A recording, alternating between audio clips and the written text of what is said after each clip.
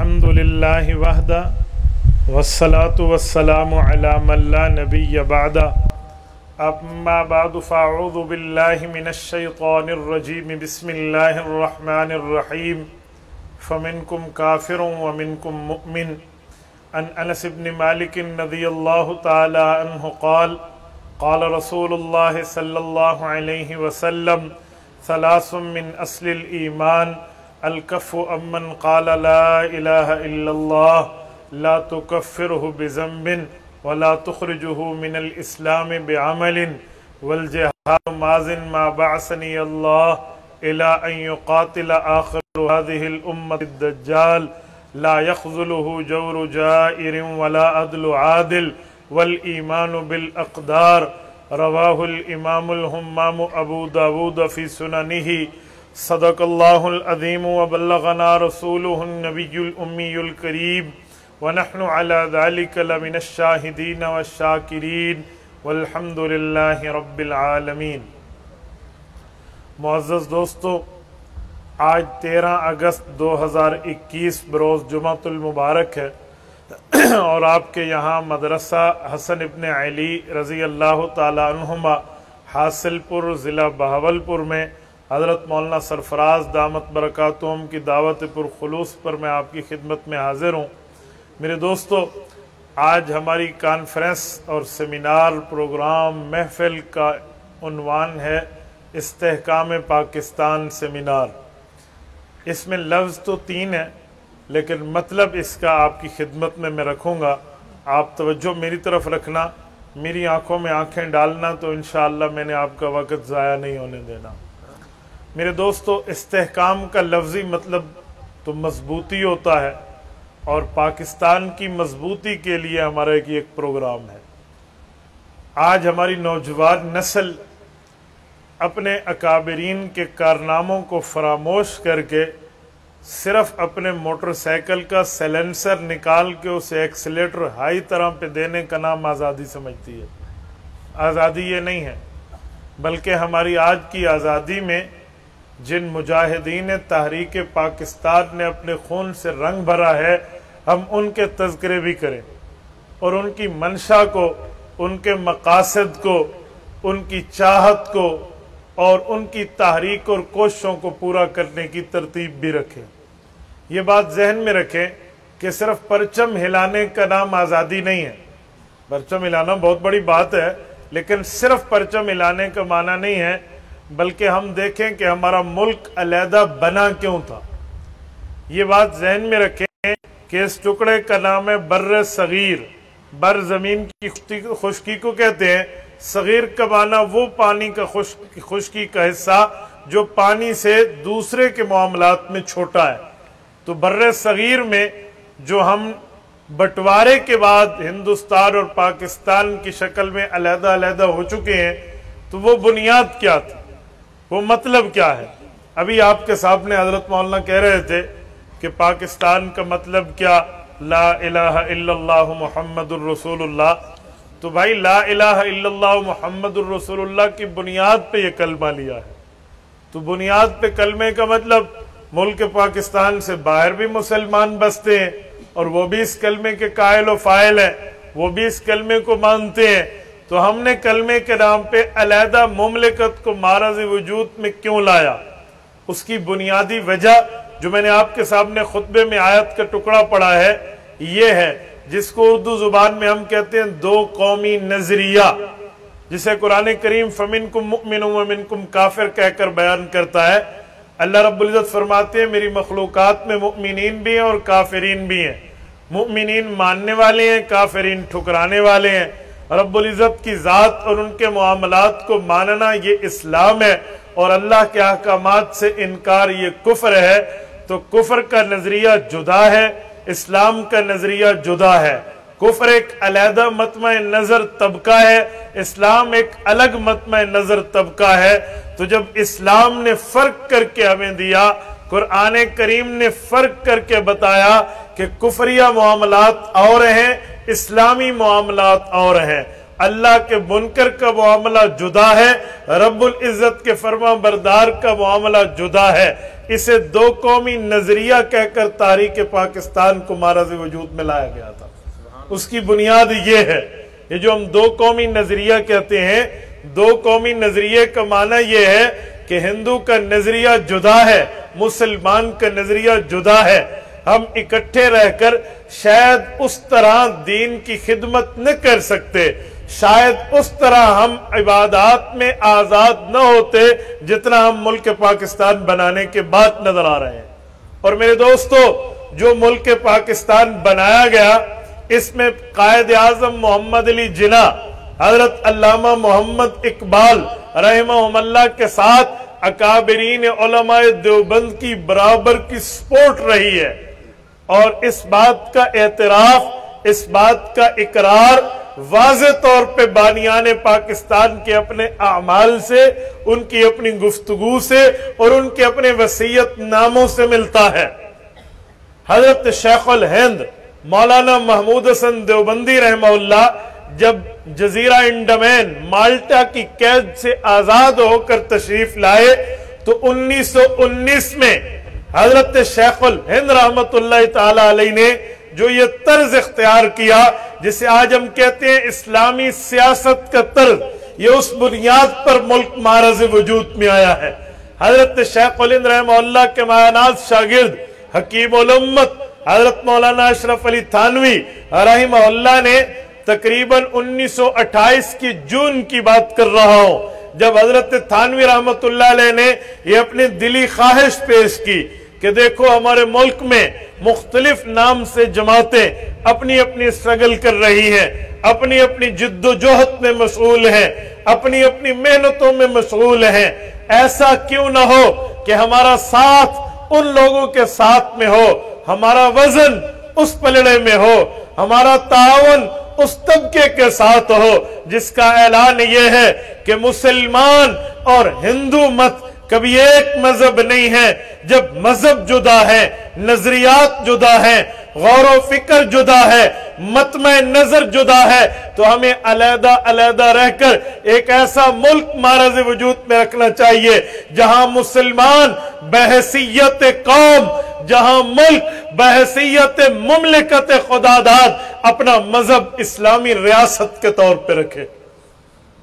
تو حضرت مولانا اشرف علی تھانوی رحمہ اللہ نے یہ خواہش کا اظہار کیا، اپنے شاگرد حضرت مولانا شبیر علی تھانوی، شبیر احمد عثمانی رحمہ اللہ اور ہیں، یہ روداد کے مصنف ہیں، حضرت مولانا شبیر علی تھانوی رحمہ اللہ، حضرت کے سامنے جب یہ بات آئی تو ان حضرات نے کوشش کی اور معاملات یہ رکھے کہ ملک پاکستان کے لیے، اس وقت تو پاکستان نام ابھی معرض وجود میں نہیں تھا، ابھی ایک علیحدہ سلطنت کا مطالبہ تھا، تو بنیاد یہ بنا کہ انڈیا کا ایک علاقہ جھانسی ہے، اس جھانسی کے علاقے میں الیکشن آیا، تو الیکشن پہلے مسلم لیگ اور کانگریس مل کے لڑا کرتی تھی، یہ جھانسی کے الیکشن پہلا موقع تھا جہاں مسلم لیگ نے اعلان کیا کہ ہم ہندوؤں کو ساتھ ملائے بغیر الگ الیکشن لڑیں گے، اسلامی تشخص کی بنیاد پہ لڑیں گے، اسلامی تعارف کی بنیاد پہ لڑیں گے،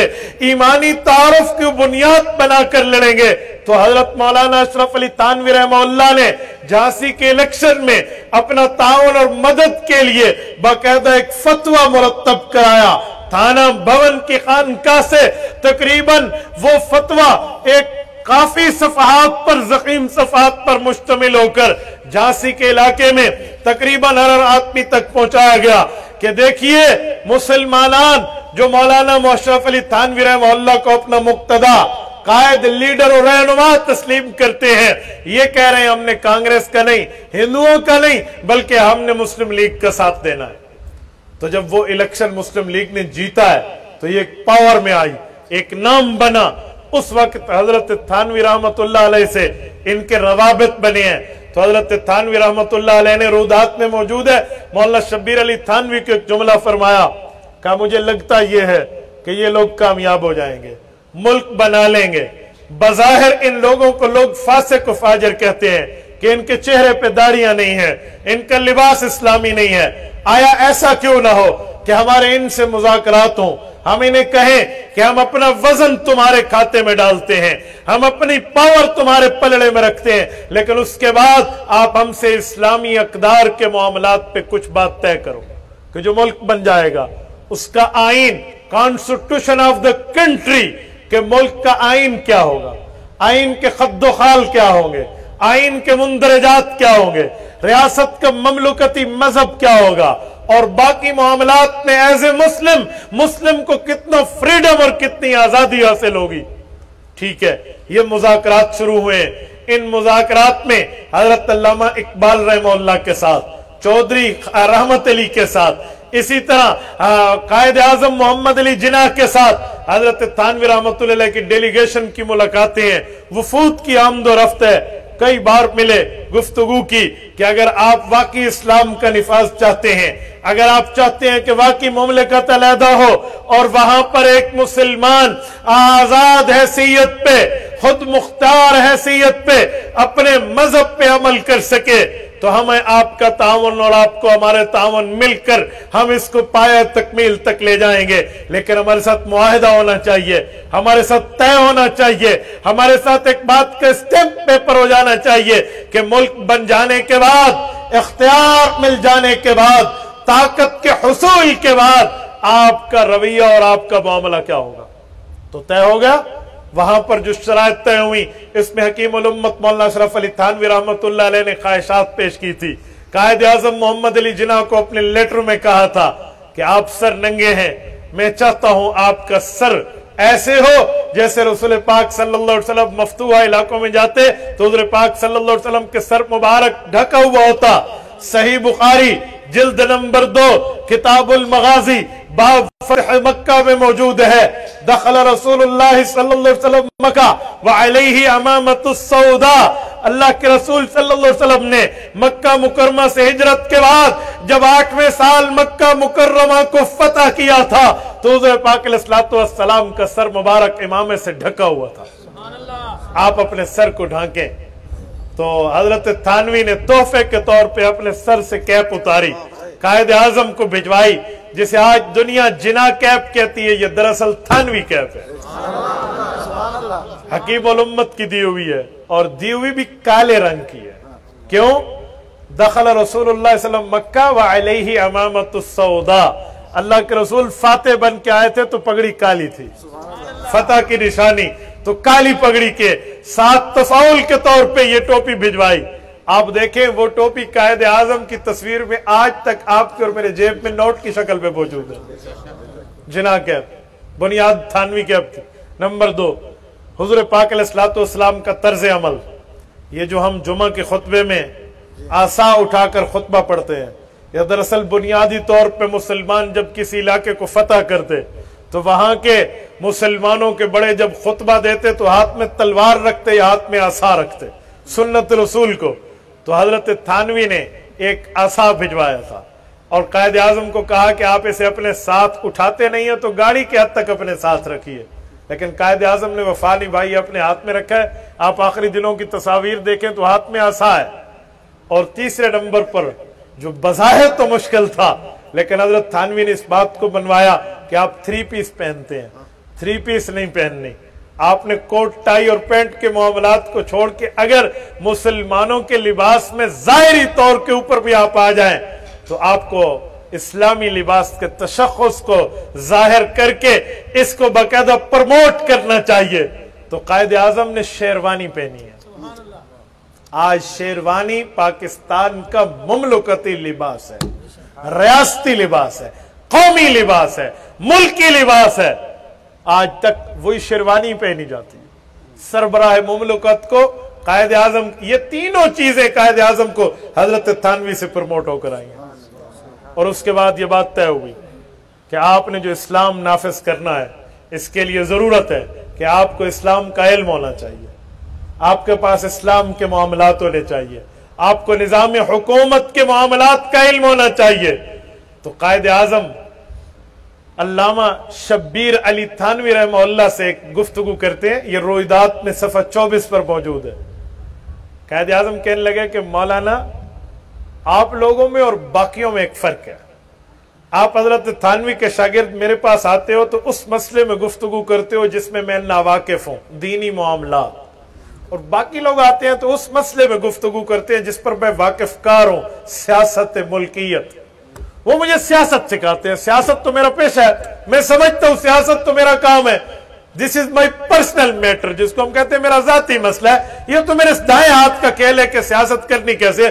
پولیٹکس کے معاملات میں ایکسپیرینس اور تجربہ رکھتا ہوں، یہ لوگ مجھے یہ سکھانے آتے ہیں، میں ان کی بات توجہ سے نہیں سنتا کیونکہ وہ میں خود جانتا ہوں، اور جو آپ مجھے سکھاتے ہیں وہ دینی باتیں، وہ دینی معلومات ہے، دینی اصطلاحات ہے، اس سے مجھے فائدہ ہوتا ہے، لہٰذا آپ جب بھی آیا کریں، آپ کے لیے وقت کی پابندی نہیں ہے۔ علامہ شبیر علی تھانوی رحمہ اللہ نے لکھا ہے کہ ایک موقع پہ قائد اعظم کہنے لگے مجھے، جب سب کو اٹھایا نا تو میں نے کہا جی ہم بھی جائیں، کہا نہیں آپ بیٹھو، مجھے آپ کی باتیں سیکھنے کے لیے کوئی جلدی نہیں ہے، میں آرام سے سمجھوں گا آپ سے، میں نے باقیوں کو اٹھایا۔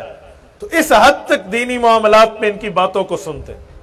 اب نظام حکومت نافذ کرنے کی باری آئی تو حضرت شیخ الہند مولانا محمود حسن دیوبندی رحمہ اللہ کے مایہ ناز شاگرد حضرت مولانا محمد علی جوہر رحمہ اللہ اس کی قبر پہ کروڑوں اربوں رحمت نازل فرمائے۔ مولانا محمد علی جوہر، ان کی قبر کہاں ہے آپ جانتے؟ فلسطین بیت المقدس میں ہے۔ قائد اعظم کے ساتھ ان کا تعلق اتنا زیادہ رہا کیونکہ انگریزی کی یہ بھی ماہر تھے، اور قائد اعظم اردو کے بجائے انگریزی پر بہت زیادہ دسترس رکھتے تھے۔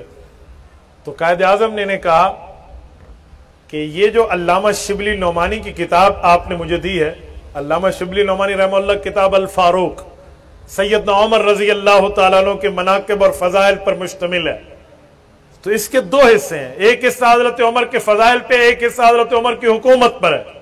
تو جو حضرت عمر کے نظام حکومت ہے، اگر آپ اس دوسرے حصے کا انگریزی ٹرانسلیٹ اور ترجمہ کر کے مجھے دے دیں تو سمجھ لیں مجھے آسانی ہو۔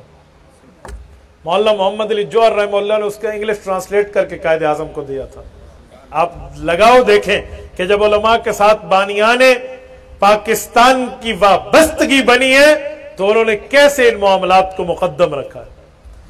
یہ باتیں جو 1928 میں حضرت تھانوی رحمۃ اللہ علیہ نے خواہش کے طور پہ پیش کی تھی، تو حضرت علامہ اقبال رحمہ اللہ نے الہ آباد کے 1930 کے تاریخی خطبہ صدارت میں جس بات کو کیا ہے وہ حضرت تھانوی رحمہ اللہ کی خواہشات تھی۔ یہ 2 سال بعد جو خطبہ صدارت الہ آباد والا مشہور ہے، آپ اور ہم معاشرتی علوم میں اگر پاک اسٹڈی پر آپ کو اسٹڈی ہو تو آپ اس بات کو خوب جانتے ہوں گے کہ حضرت تھانوی رحمۃ اللہ علیہ کی ان باتوں کو منشن کر کے خطبہ صدارت پیش کیا گیا تھا۔ اور جب 1938 تک معاملات ایسے چلے، جب طے ہوئے اور کھلی سپورٹ ہوئی، اور مسلم لیگ کا، آل انڈیا مسلم لیگ کا سرپرست اعلیٰ حضرت مولانا تھانوی رحمہ اللہ کو چنا گیا تھا، تو جب قائد اعظم نے حضرت تھانوی سے پراپرلی تعاون مانگا کہ آپ میرے ساتھ باقاعدہ مدد رکھیں دینی معاملات میں، تو حضرت تھانوی رحمت اللہ علیہ نے اپنے 2 شاگرد، خصوصی تو اپنے 2 دوست، ایک شاگرد اور ایک دوست، 2 ساتھی خادم، 2 ساتھی دین کی خدمت کے طور پہ قائد اعظم کے ساتھ رکھے کہ دینی خدمات میں آپ کا یہ ساتھ دیں گے۔ ایک مفسر قرآن حضرت علامہ شبیر احمد عثمانی رحمہ اللہ، اور دوسرے المحدث الناقد حضرت مولانا ظفر احمد عثمانی رحمہ اللہ۔ مولانا ظفر احمد عثمانی حضرت تھانوی رحمہ اللہ کے بھانجے ہیں، اور علامہ شبیر احمد عثمانی کو تو دنیا جانتی ہے، آپ تفسیر عثمانی میں دیکھ لیں، فتح الملہم میں دیکھ لیں، باقی معاملات میں حضرت علامہ شبیر احمد عثمانی کے ایک نام ہے، یہ ان کے ساتھ رہے ہیں، معاملات میں، اسلامی معاملات میں رہنمائیاں کی ہیں۔ ہمارے ملک کا نام جو پاکستان بنا ہے یہ بھی علماء کرام کے مشورے سے بنا ہے۔ کیوں؟ آپ کبھی پاکستان کے لفظ کا ترجمہ کیجئے، پہلے یہ دیکھیے کہ پاکستان کس زبان کا لفظ ہے، یہ فارسی زبان کا لفظ ہے۔ فارسی زبان میں مدینہ طیبہ کا فارسی ترجمہ پاکستان بنتا ہے۔ مدینہ جگہ کو کہتے ہیں، شہر کو کہتے ہیں، مٹی کو کہتے ہیں، لینڈ کو کہتے ہیں، علاقے کو کہتے ہیں، اور طیبہ طیب سے نکلا ہے، پاکیزہ کو کہتے ہیں۔ تو پاک جگہ مدینہ منورہ، فارسی ترجمہ پاکستان۔ انگلستان نہیں کہتے انگلینڈ کو، برطانیہ کو انگلستان کیوں کہتے ہیں؟ انگریز کی جگہ انگلستان کہتے نہیں کہتے، تاجکستان تاجک علاقے والوں کے، ازبکستان ازبک لوگوں کی جگہ ہے یا نہیں ہے؟ ایسے پاکستان یہ مدینہ منورہ کا فارسی ترجمہ ہے کہ پاک سرزمین۔ اور میرے دوستو، جب پاکستان یہ نام بنا ہے اور مدینہ طیبہ کے ترجمے کے ساتھ بنا ہے، وجہ کیا تھی؟ بھائی وجہ یہ ہے کہ مدینہ طیبہ اس دھرتی پر وہ پہلی ریاست اسلامی ہے جو کلمے کے نام پر معرض وجود میں آئی، کلمے کے نام پر۔ تو جب یہاں بھی نعرہ تھا کلمے کے نام پر ملک بنایا جا رہا، پاکستان کا مطلب کیا؟ لا الہ الا اللہ محمد الرسول اللہ۔ پورا کلمہ پڑھا کرے، ادھورا کلمہ نہیں ہے۔ لا الہ الا اللہ تو ہے، آگے عیسیٰ روح اللہ ہے، موسیٰ کلیم اللہ ہے، محمد الرسول اللہ تو پوری بات کرے۔ تو میرے دوستو، وہ نبی بھی اپنے وقت کے سچے ہیں، لیکن ہم تو حضور پاک علیہ السلام کے امتی ہیں نا۔ تو یہ بھی ملک پاکستان کلمے کے نام پہ بنا جا رہا تھا، تو وہی پاکستان کو مملکت مدینہ طیبہ کی بنیاد پہ نام دیا گیا۔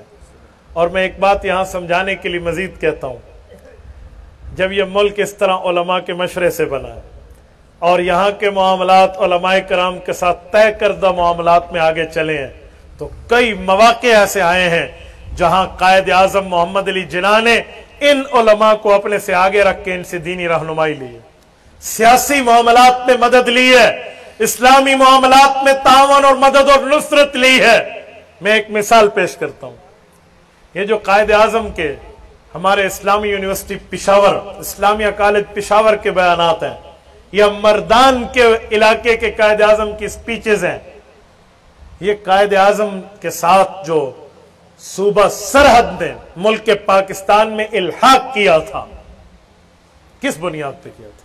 قائد اعظم تو یہاں تک آئے، پورے سرحد ڈیرہ اسماعیل خان کے صحراؤں سے لے کر چترال کی فلک بوس چوٹیوں تک، یہ جو NWFP ہے، نارتھ ویسٹ فرنٹیئر پروونس، شمال مغربی صوبہ سرحد پرانا نام، آج کل خیبر پختونخوا، یہ KP پروونس کس بنیاد پر ملک پاکستان کے ساتھ ملحق ہوا ہے؟ اس کی وجہ علامہ شبیر احمد عثمانی کا پورے صوبہ سرحد کا طوفانی دورہ ہے۔ ہمارے ہاں DI خان میں آج بھی وہ بزرگ موجود ہیں جنہوں نے قائد اعظم محمد علی جناح کے رفیق کار علامہ شبیر احمد عثمانی رحمہ اللہ کے بیانات کو چگلا، جو DI خان کے 4 بازاروں کی بنیادی چوک ہے، اس جگہ پہ علامہ کے بیانات کو سنا ہے۔ وہ کہتے ہیں علامہ عثمانی یہاں تشریف لائے تھے اور ہم نے ان کی گفتگو سنی تھی۔ یہاں سے لے کر چترال تک علامہ شبیر احمد عثمانی گئے ہیں اور ملک پاکستان کے ساتھ الحاق کے فوائد بیان کیے ہیں۔ کیوں؟ یہ تو ایک صوبہ سرحد ہے نا، علاقہ علیحدہ ہے۔ جیسے ہم جس ڈسٹرکٹ میں بیٹھے ہیں بھاولپور، یہ بھاولپور بھی تو آپ کی ایک آزاد ریاست ہے نا۔ کس بنیاد پہ قائد اعظم کا ساتھ ملا ہے؟ نواب صاحب کے معاملات پہ علماء کرام کا تعلق نہیں نظر آتا؟ تو جیسے یہاں تھا ویسے وہاں تھا، اور پھر وہاں والی کلات بھی تو ہے نا، والی سوات بھی تو ہے نا، سوات میں بھی تو اپنی آزاد ریاست ہے۔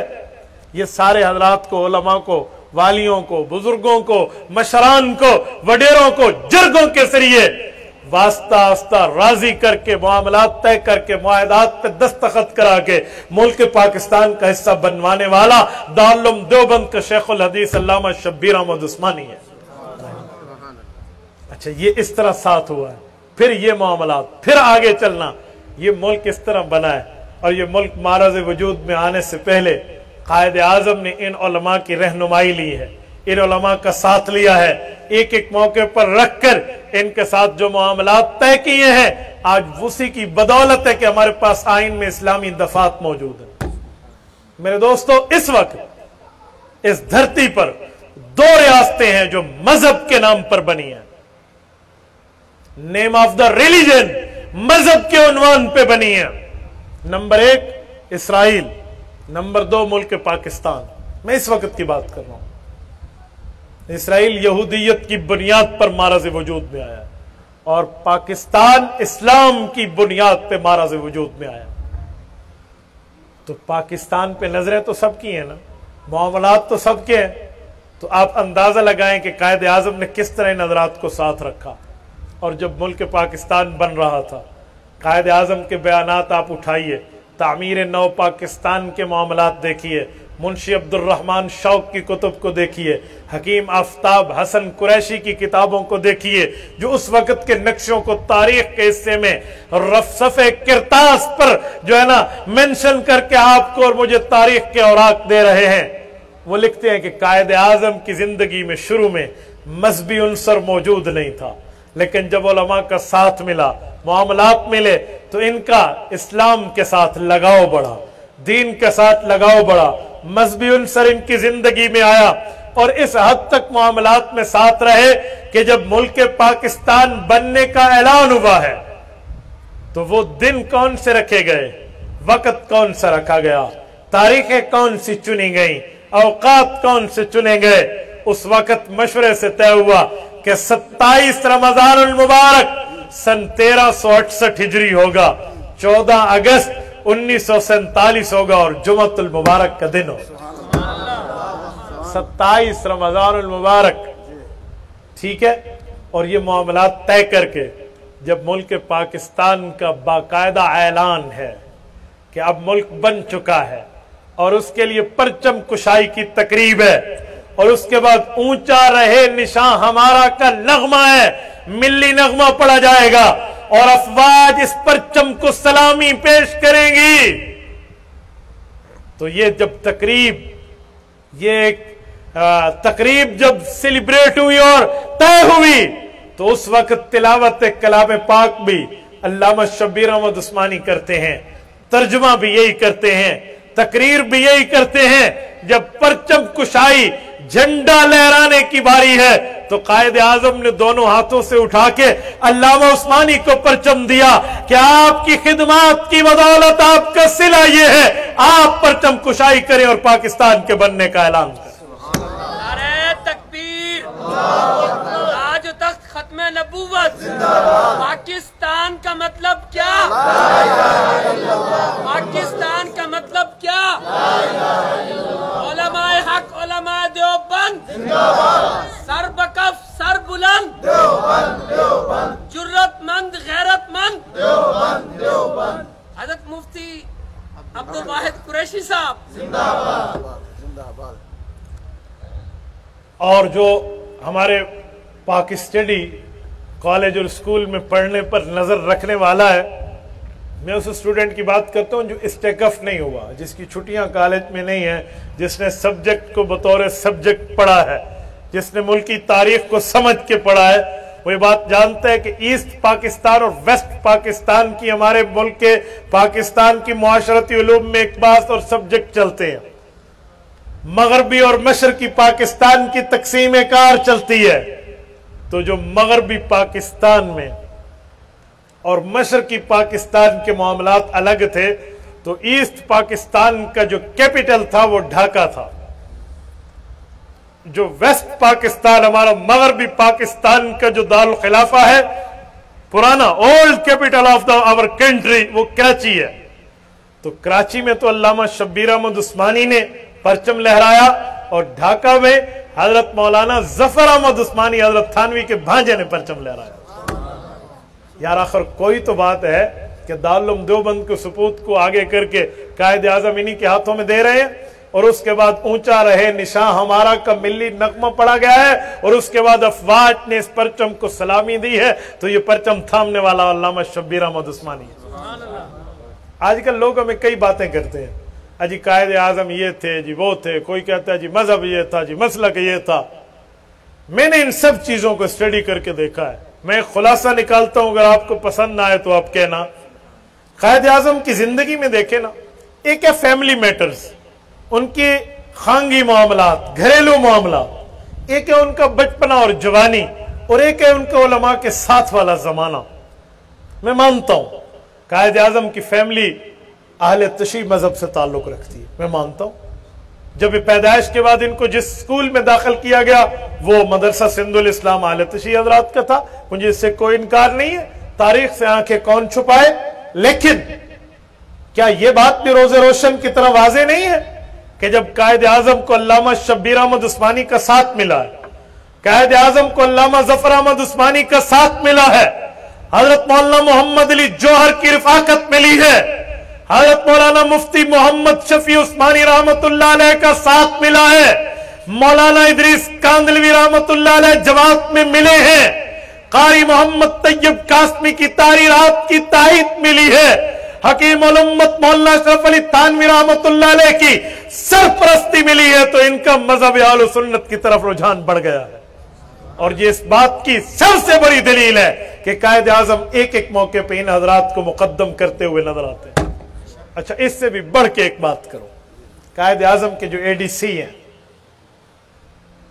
پرسنل سیکٹری جو ہیں، یہ قائد اعظم کی وفات کے بارے میں لکھتے ہیں کہ جب وہ زیارت میں تھے، جہاں ہمارے قائد اعظم کی ریزیڈنسی کی تصویر آج بھی آپ کو نظر آ رہی ہے، کوئٹہ والی، وہاں ہے، تو وہاں ٹیلی فون کے ذریعے کراچی اے ڈی سی کو کہا کہ علامہ شبیر احمد عثمانی کو ملاؤ، یہ بیماری اور علالت کے ایام چل رہے ہیں۔ حضرت علامہ عثمانی اس وقت اپنے فون کے قریب موجود نہیں ہے، وقت طے کر کے دوسرے وقت بلایا گیا۔ اس زمانے میں تو ٹیلی فون ہی تھے نا، موبائل کمیونیکیشن کا زمانہ تو نہیں تھا۔ تو جب بلایا گیا تو قائد اعظم نے انہیں دکھ بھری آواز میں کہا کہ میں نے اس وقت آپ کو بلایا، آپ نہیں تھے، لیکن ایک بات آپ سے کہتا ہوں، ان دنوں میں کراچی میں رہیں، باہر کا سفر نہ کریں۔ یار یاری تھی نا بڑے عرصے کی، تو یہ بھی سمجھ گئے کیا کہنا چاہتے ہیں۔ وہ دوسرے لفظوں میں یہ پیغام دے رہے تھے کہ اگر میں نے خالق کائنات کو، اس کے دائی کو کی اجل کو لبیک کہا تو جنازہ آپ کے ذمہ ہوگا۔ تو لفظ تو نہ کہے کہ جی ٹھیک ہے میں کراچی میں رہوں گا۔ اس کے بعد اپنے اے ڈی سی کو کہا کہ انہیں کہہ دیں کہ اگر میں دنیا سے رخصت ہو گیا تو جنازہ آپ کے ذمہ ہے۔ بظاہر دوستی میں وہ لفظ نہ کہے کہ دوست کا دل کیا کہے گا، لیکن میسج بھجوا دیا۔ تو جب قائد اعظم کی وفات ہوتی ہے اور قائد اعظم کو کراچی لایا گیا ہے، آج بھی وہ ویڈیو موجود ہے، پرانے زمانے کی black and white video, 25 minute کا کلپ یوٹیوب پہ اپلوڈڈ ہے، جس میں علامہ شبیر احمد عثمانی رحمہ اللہ قائد اعظم کا جنازہ پڑھاتے نظر آتے ہیں۔ میں دوستوں کو کہتا ہوں کیوں مذہبوں کی بات کرتے ہو، کیوں مسالک کی تفریق کی بات کو سامنے لاتے ہو؟ جب بندہ فوت ہو رہا ہو تو اس کی کیا خواہش ہوتی ہے کہ میرا جنازہ میرا مولوی پڑھائے یا کسی اور مذہب والا آگے پڑھائے، یا کسی اور جگہ والا کسی اور کو امپورٹ ایکسپورٹ کے معاملات میں کسی اور کو اٹھا کے لایا جائے؟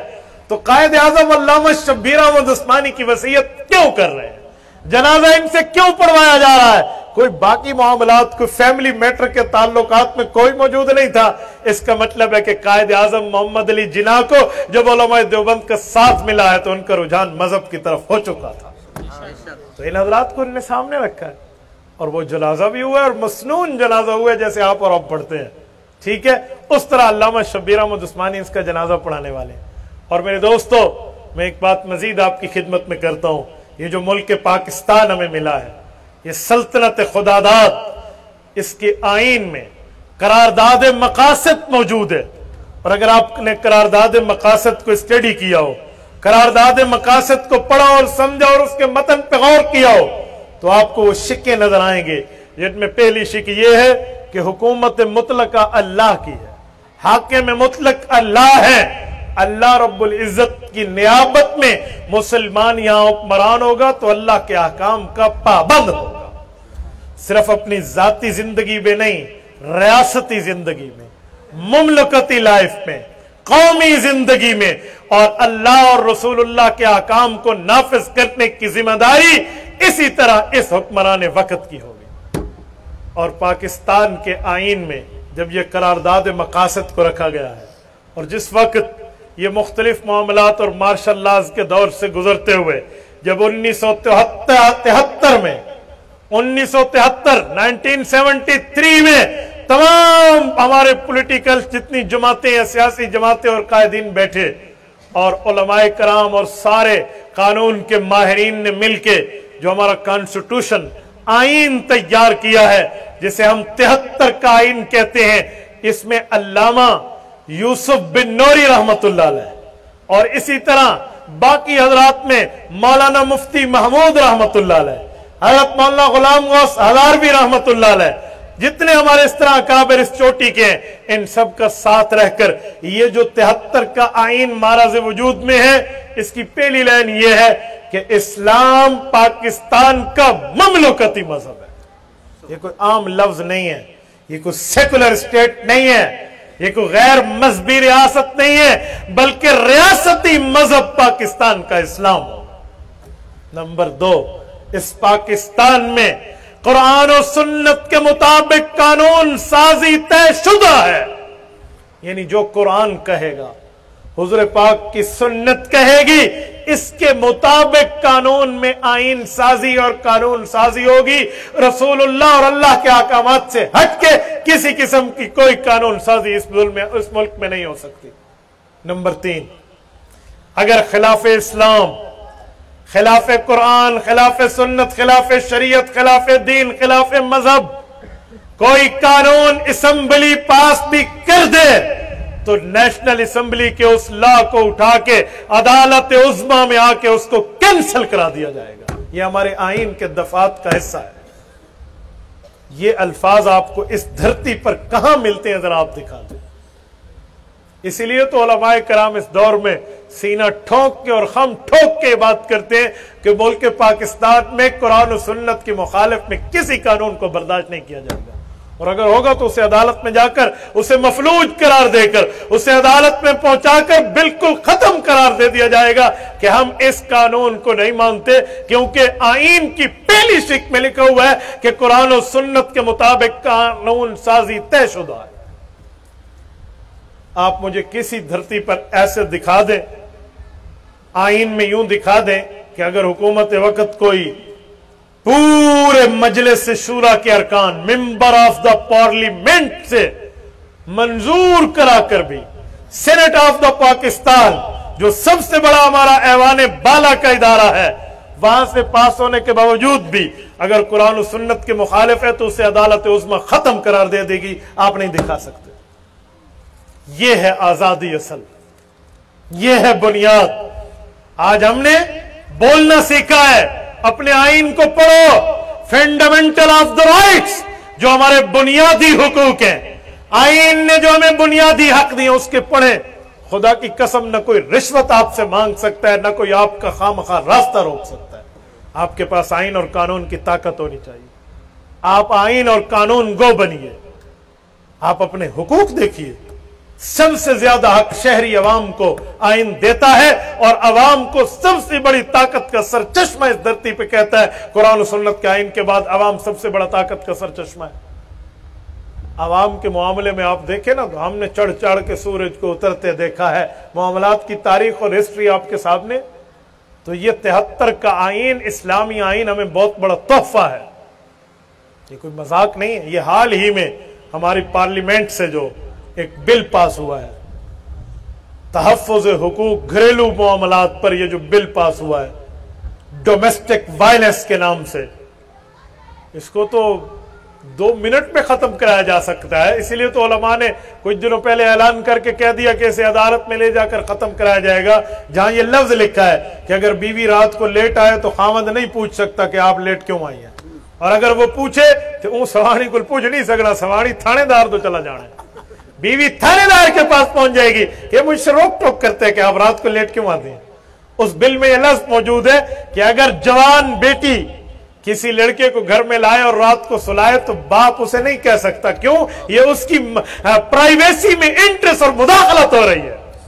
शर्म और हया से डूब मरना चाहिए। ये तो खुदा का शुक्र है कि हमारे पास आईन की पावर मौजूद है। ये तो अल्लाह का करम, फजल, एहसान और इम्तिनान है कि हमारे पास इस्लामी आईन की ताकत है कि उसकी बुनियाद पर के कुरान और सुन्नत के खिलाफ है तो ये कानून साजी को हम पांव की ठोकर पे रखते हैं। ये तब हो सकता है जब इस कानून में आईन की ताकत मौजूद हो, हम तब इसको कर सकते हैं। और ये हमारे पास, हमारे आईन ने हमें तहफ़्फ़ुज़ दिया है, हमें मामलात दिए हैं, हमें सारी बात समझाइए, हम उसको जरूरत तो समझे। आज हम मामलात समझते नहीं है, कभी पुलिस से झगड़ा, कभी इदारों से झगड़ा, कभी किस से झगड़ा। भाई देखे, आईन कानून तो पता होना चाहिए। और अगर पुलिस भी कोई ऊपर नीचे का मसला करे तो आप आईन दिखाकर बात कर सकते हैं कि आपने जो पेटी बांधी हुई है, आपने भी इसकी पासदारी का हल्फ लिया है। मैं एक मिसाल दे रहा हूं, किसी बंदे को जी तेरी गिरफ्तारी है और वो आगे भीगी बिल्ली बन के कहे जी मैनू फड़ लो, यूं नहीं है। आप उससे मांग सकते हैं कि आप मेरे नाम के वारंट दिखाएं, और वारंट बाय नेम होते हैं, बाय फादर नेम होते हैं। जरा मुझे दिखाएं मेरा सन ऑफ क्या है, मेरे वालिद का क्या नाम है, आप मुझे पकड़ने आए। मैं एक दफा एक जिले में पंजाब के अंदर इंटर होने लगा तो शायद कोई पैसे शैसे चलाए किसी मुखालिफ ने, मैंने कहा जी पाबंदी है। तो मैंने कहा जी मुझे पाबंदी एक्सेप्ट है, मैं बिल्कुल आपकी बात मानता हूं, मुझे पाबंदी रिटर्न में दीजिए, आप लिखें यहाँ बाय नेम मेरी पाबंदी है। नहीं ऐसी तो गिरफ्तारी कर लेनी है। मैंने कहा आप मैजिस्ट्रेट से मेरा वारंट ऑर्डर इशू कर रहा हूँ, मुझे दिखा दें, मैं आपकी देख लेता हूँ, चलो पेश करें, कहाँ है आपके पास ऑर्डर। तो कहाँ ऑर्डर था, क्या मामला था। यूं नहीं है भाई, आप आइन और कानून समझे हुए हो तो आप एक आजाद शहरी की हैसियत से मुल्क में जिंदगी बसर कर सकते हैं। तो जब हम समझते नहीं है, अपने मामलात देखते नहीं है, फिर बंदा क्या से क्या होकर बैठ जाते हैं। मैं आपको एक मिसाल देता हूं, आपको नोटिस दिए बगैर वापडा आपका बिल नहीं काट सकता, आपकी बिजली नहीं काट सकता, और अगर वो काट दे तो मीटर उतार के आपका नहीं ले जा सकता। मीटर आपकी घर की प्रॉपर्टी है, और वो उतार के ले जाते थे, ऐसे बैठे होंगे साहब लहा के घिन गए साहब, हमने अपने आईनी हुकूक ही नहीं देखे ना भाई। जो हमें आप क्यों रियासत को और मुल्क को गालियां दे करके अजी पाकिस्तान में ये हो गया वो हो गया। आप अपने मुताले पर नजर डालिए, अपने मामलात देखिए कि आपको आपका आइन हक क्या दे रहा है। मेरे दोस्तों, इस तरह के मामलात आप देखें तो आप एक आजाद शहरी की हैसियत से रह सकते हैं। इसे फ्रीडम कहते हैं, इसे जश्न आजादी कहते हैं। याद रखें, हम गुलाम बनने वाले नहीं हैं, और हम गुलाम नहीं हैं। मैं एक जुमला कहता हूं, उलमाए किराम ने सर पे पगड़ियां सर झुकाने के लिए नहीं, सर उठाने के लिए पहनी है। ये नहीं है कि सर झुकाने के लिए। हजरत उमर फारूक रजी अल्लाह अन्हु के दौर में एक इलाके के गवर्नर ने एक शख्स पे जुल्म किया तो हजरत उमर ने एक तारीखी जुमला फरमाया था। अलबिदायत मौजूद हजरत उमर ने फरमाया था, मदा तहब्बतुम वक़द वलदत उम्महातुहुम अहरारा। कब से तुमने इनको गुलाम बनाना शुरू कर दिया, इन्हें तो इनकी माओ ने आजाद जना था। भाई आजादी, ये आजादी है। और जिस आजादी की बात आज हो रही है, माफ करना, वो आजादी नहीं है, वो मदर पिदर आजादी है। वो आजादी आजादी नहीं है जहां न बाप का तसव्वुर हो, न बहन का तसव्वुर हो, न बीवी का तसव्वुर हो, न निकाह का तसव्वुर हो, सिर्फ और सिर्फ जीएफ और बीएफ के तसव्वुर हो, गर्लफ्रेंड और बॉयफ्रेंड के तसव्वुर हो। ये आजादी नहीं है, ये मदर पिदर आजादी है, ये मगरबी आजादी है, हमारे मशर की रिवायात के खिलाफ है। भाई जश्न आजादी जो हम मना रहे हैं, आज 75वां जश्न आजादी जो हमारा मनाया जा रहा है, उसकी बुनियाद सिर्फ हमने ये देखा है कि साइलेंसर निकाले और जोर जोर से बंदा एक्सीलेटर दे, जा भाई थे, हाँ भाई बस ये लगा हुआ है। भाई कुछ पढ़ना सीखें, किरदारों को पढ़ें, अपनी तारीख को पढ़ें, मुल्क के माराज़े वजूद में आने को पढ़ें। कितनी कुर्बानी, मैंने तो सिर्फ ये बातें समझाई, मैंने तो अभी कुर्बानियां नहीं बताई आपको कि हमारे कितनी इज्जतों को दांव पर लगाया गया, कितना खून हुआ है, कितनी गर्दनें कलम हुई है, क्या क्या तक हमारे साथ नहीं हुआ, और उसके बाद आज हम बैठे हैं। अगर आज हम इस आजादी को सिर्फ मदर पिदर आजादी समझते हैं तो फिर याद रखना, हम उन शोहदा के खून से गद्दारी कर रहे हैं जिन्होंने अपने खून से हमारी आजादी में रंग बनाया। हम उसके गद्दार हैं। हम कल कयामत में उनका सामना नहीं कर सकते जिन्होंने अपने, मैं एक जुमला कहता हूं, जिन्होंने अपने आज को हमारे कल पे कुर्बान कर दिया है तो यही ना कि उन्होंने अपने आज को हमारे कल पे कुर्बान किया है। तो भाई हम उनसे गद्दारी कर रहे हैं, ये बात नहीं है। हमें आईन एक आजाद शहरी बनाता है, आजाद शहरी समझाता है। इसी तरह कई चीजें हैं जो आईन में हैं। बहरहाल मैं एक बात मजीद अपने मुल्क के लिए करता हूं, आप दुनिया के नक्शा उठाएं, मैप ऑफ द वर्ल्ड लीजिए, दुनिया का नक्शा, उस पर देखिए कई मुल्क आपको मिलेंगे जहां 24 घंटे साल के 12 महीने सर्दी ही सर्दी है। साइबेरिया एंड कंपनी देख लेना, सियाचिन देख लें आप, जो बाकियों का इलाका, और कोई जगह आपको मिलेगी जहां गर्मी ही गर्मी है। ब्राजील और ऑस्ट्रेलिया के इलाके देख लीजिए। पाकिस्तान वो मुल्क है जो 4 सीजन है, जिसमें खिजां भी है, बहार भी है, गर्मी भी है, सर्दी भी है। ऐसा मुल्क आप कहां से लेंगे? आप जरा अफगानिस्तान चले, मुझे बताएं कितने समंदर के किनारे लगते हैं। اور آپ پاکستان میں دیکھیں ہمیں کتنے سمندر کے کنارے لگ رہے ہیں. کسی ملک کی خوش قسمتی ہے کہ اسے سمندر کا کنارہ لگے, بندرگاہ ملے. آپ کو کلفٹن لگا ہے, آپ کو کراچی کا سیویو ملا ہے, آپ کو کراچی کا ہاکس پہ ملا ہے, آپ کو کراچی کا بن قاسم ملا ہے, آپ کو گڈانی ملا ہے, آپ کو ہب چوکی ملا ہے, آپ کو لسبیلا کے ساحل ملے ہیں, آپ کو اس سے بھی آگے جائیے تو گوادر کی بندرگاہ ملی ہے. یہ مذاق نہیں ہے. آپ اپنی ہسٹری کو تو پڑھیے, اپنے ملک کو تو دیکھیے. ہمارے ہاں برف باری کے علاقے بھی ہیں, ہمارے ہاں صحرا بھی ہے, ہمارے ہاں سب کچھ. وہ کہتے ہیں نا, قدرت کے مسائل کی کرتا ہے نگہبانی, یا بندہ صحرائی یا مرد کوہستانی. یہ علامہ اقبال نے ایسے نہیں فرمایا تھا. بندہ صحرائی بھی ملک پاکستان میں اور مرد کوہستانی بھی ملک پاکستان میں. کوہستان پہاڑی علاقہ, کوہستان ضلع نہیں کہہ رہا میں, صرف کوہ پہاڑ کو کہتے ہیں نا. تو ہمارے ہاں تو سب کچھ. اچھا, ہمارے ہاں دریا موجود ہے, اور کچھ چھوٹے موٹے دریا بھی نہیں ہے. 2200 کلومیٹر کا دریا سندھ موجود ہے ہمارے پاس. آپ جس صوبے میں بیٹھے ہیں یہ پنجاب ہے, اصل میں پنج آب ہے, 5 پانی مل رہے ہیں.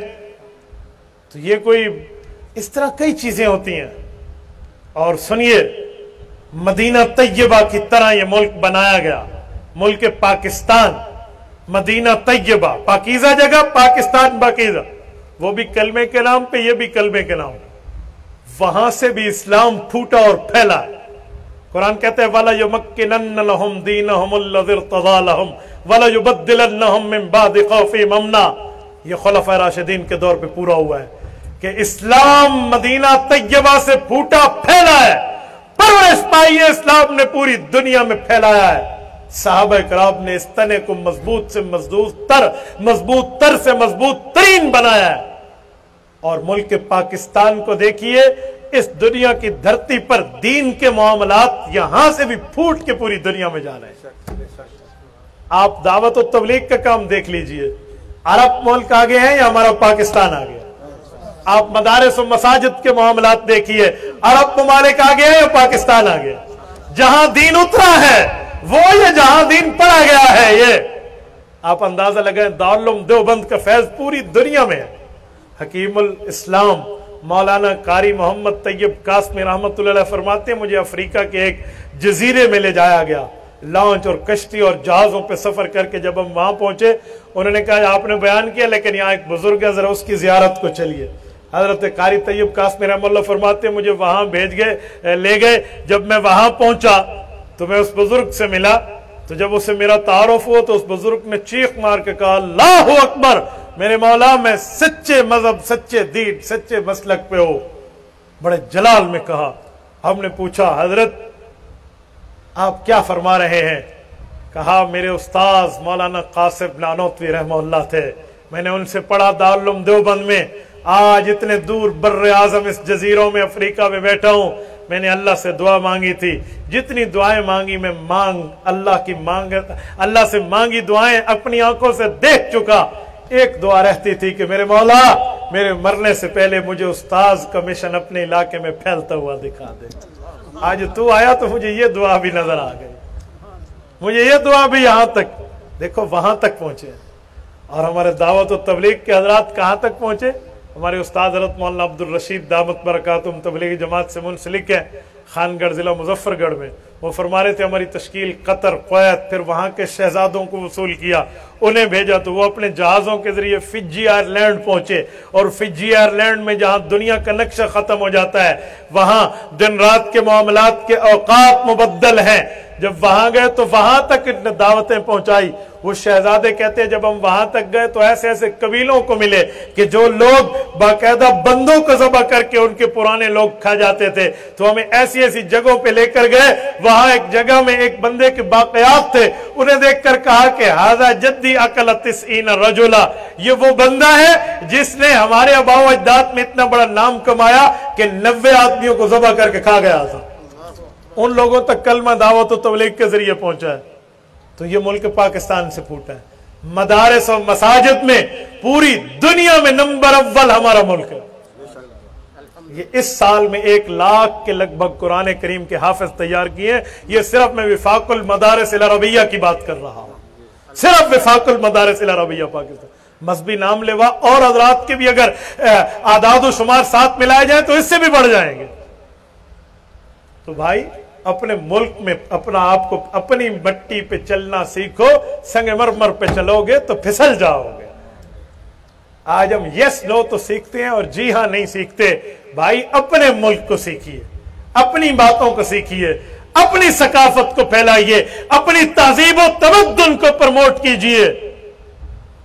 जब यूं होगा तो फिर हम दुश्मन का मुकाबला बहैसियत एक कौम कर सकते हैं, मिनहैसुल कौम उसका मुकाबला कर सकते हैं। खाली लड़ने का नाम मुकाबला नहीं है जब तक पूरी कौम की मिनहैसुल कौम सपोर्ट साथ ना हो। तो मेरे दोस्तों, अल्लाह रब्बुल इज़्ज़त ने हमें इतना अच्छा मुल्क अता फरमाया, हमारे उलमाए कराम ने इस मुल्क के बनाने में किरदार अदा किया है, और आज हम अल्लाह के घर में अल्लाह को गवाह बना के कहते हैं हमारे अकाबर ने मुल्क बनाया था और इंशाअल्लाह हम मुल्क बचाएंगे। आप वादा करते हैं? सारे दोस्त जितने बैठे हैं अल्लाह के घर में, आप हाथ उठाकर मेरे साथ ये वादा कीजिए, इंशाअल्लाह मुल्क पाकिस्तान बचाने के लिए अपना किरदार अदा करेंगे, अपना जिम्मेदार शहरी होने की हैसियत रखेंगे। अल्लाह आपको खुश रखे।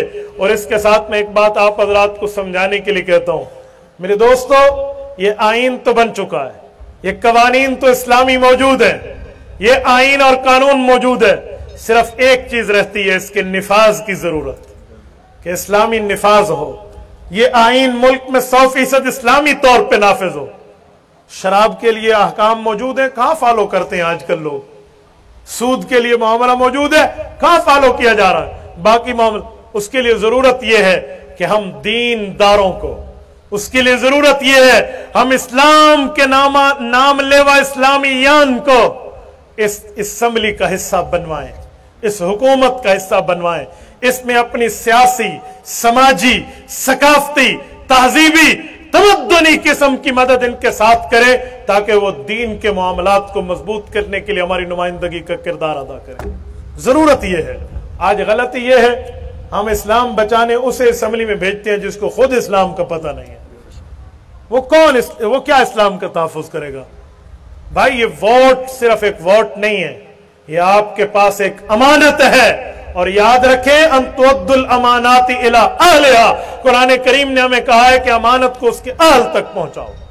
आपने इस अमानत में खयानत की, अपनी बिरादरी के बलबोते पे, अपने इलाके की बलबोते पे, वडेरे को देखकर, सरमायादार को देखकर, ताकतवर को देखकर, बाकी मामलात को देखकर, तो अल्लाह के यहां आपकी इस पर्ची की पूछ होगी। ये ज़हन में रखें।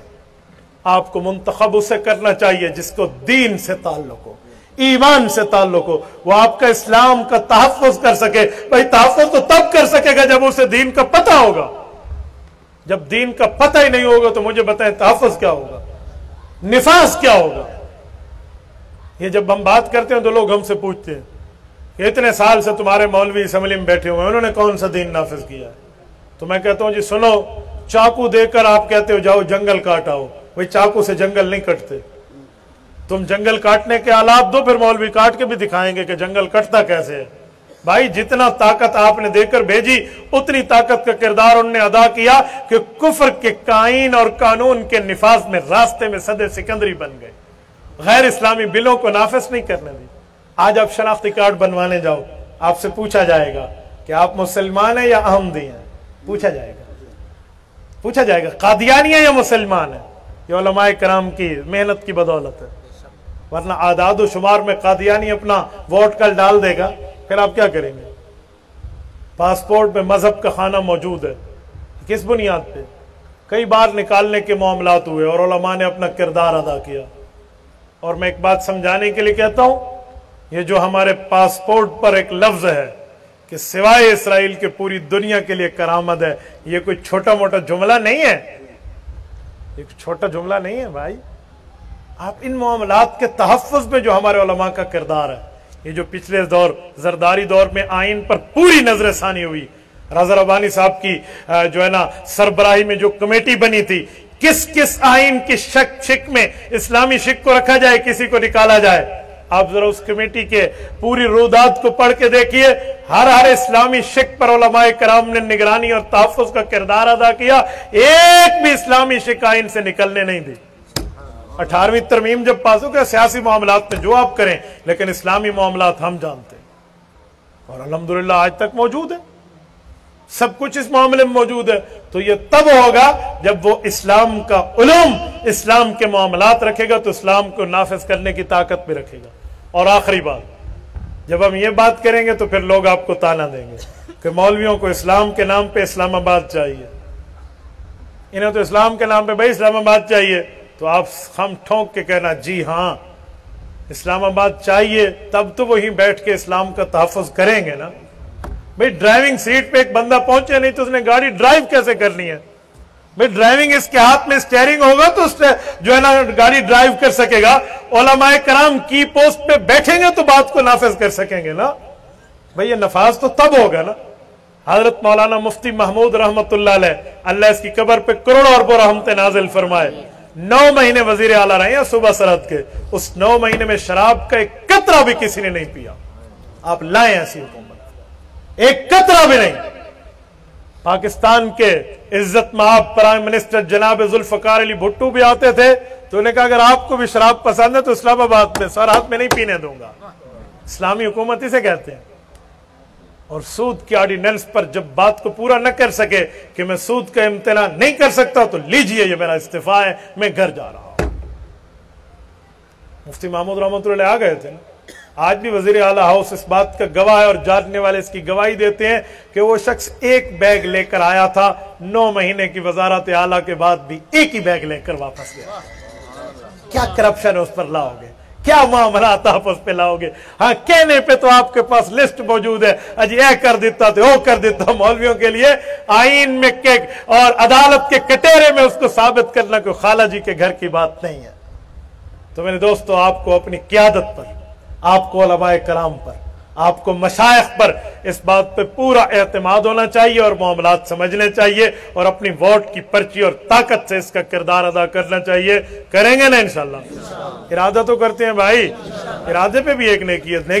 आप हंसते हैं, मैं इसको दीन समझता हूं और मेरा ये ऐलान है कि जलाले बादशाही हो, ये जमहूरी तमाशा हो, जुदा हो दी सियासत से तो रह जाती है चंगेजी। भाई हम इस पे भी इरादा समझते हैं, हम इस पे दीन समझते हैं। याद रखिए, मैं डीए खान की बात करता हूं, 2008 के इलेक्शन की बात कर रहा हूं। हजरत मौलाना पीर अजीजुर रहमान हजारवी, अल्लाह इसकी कब्र पे करोड़ों अरबों रहमतें नाजिल फरमाए, हजरत हजारवी रहमतुल्लाह अलैह डीए खान तशरीफ लाए और शेखुल हदीस हजरत मौलाना अलाउद्दीन रहमतुल्लाह अलैह, हजरत मदनी के शागिर्द, यूं दाढ़ी पकड़ के वहां फरमाया कि भाई आपको हम इस दाढ़ी का वास्ता देते हैं, उलमाए कराम की जमात जमीयत उलमा इस्लाम का साथ देना। उस वक्त मेरा ज़हन था कि मैं छोटा वोट फलां को दे दूं, हमारे एक अच्छे ताल्लुकात थे। पर्ची पर मोहर लगाते वक्त मुझे इन बुजुर्गों की दाढ़ियां नजर आती थी, इनके लफ्ज नजर आते थे कि यार कल क़यामत में क्या कहोगे कि हमने मोहर कहां लगाई। मैंने दिल पे जबर रखते हुए, बड़ा तो हजरत मौलाना फरमान साहब को लिखा हुआ था, लेकिन छोटा भी जमीयत उलमा इस्लाम पे मोहर लगाई है कि ये फरिश्ते भी कल क़यामत में कह दे भाई हमने किताब पे मोहर लगाई, भाई हमने वहां रखा है जो उलमाए कराम का मुश्तरका है। तो भाई गली की नाली बने न बने, मेरे खानदान में किसी की नौकरी लगे न लगे, मुझे इससे गर्ज नहीं है। हाँ, हम ये देखेंगे कि इस्लाम के मामले में इनने कितना किरदार अदा किया, तो वो मामला सामने है। अल्लाह आपको और हमें सिरात मुस्तकीम अता फरमाए, मुल्क पाकिस्तान की कदर की तौफीक अता फरमाए, मुल्क पाकिस्तान और मुल्क मिल्लत के तहफ़्फ़ुज़ की तौफीक अता फरमाए। हमारे बानियान की कुर्बानियों को अल्लाह रब्बुल इज़्ज़त कबूल और मकबूल फरमाए, उन्हीं के इरादों और उनकी मंशा पे हमें चलने वाला बनाए। अक़ूलु क़ौली हाज़ा व अस्तग़फ़िरुल्लाह व आख़िरु दअवाना अनिल हम्दुलिल्लाहि रब्बिल आलमीन।